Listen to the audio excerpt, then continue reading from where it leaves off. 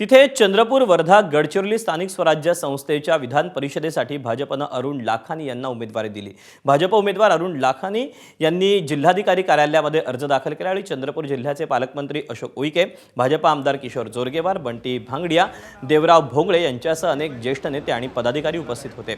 मात्र भाजपचे ज्येष्ठ नेते सुधीर मुनगंटीवार उपस्थित नसल्यानं काँग्रेस नेते विजय वडेट्टीवारांनी निशाणा साधला। भाजपनं बाहेरचा उमेदवार दिला असल्याचं वडेट्टीवार म्हणाले।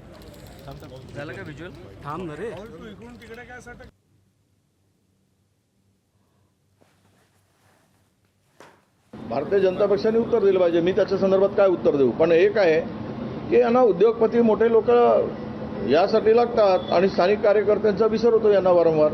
गडचिरोली, चंद्रपूर, वर्धा या तिन्ही जिल्ह्यामध्ये मानकर ट्रस्टच्या माध्यमातून 1000 आम्ही एक शिक्षकी शाळा चालवत होतो दुर्गम भागात। तर असं आहे, मी काही या जिल्ह्यांना नवीन आहे किंवा पहिल्यांदा इथं येतो आहे असं नाही आहे। बॅडमिंटन असोसिएशनचं मी अध्यक्ष आहे। आमचे भरपूर टुर्नामेंट आणि चंद्रपूरचे भरपूर खेळाडूंना आम्ही प्रोत्साहन दिलेलं आहे।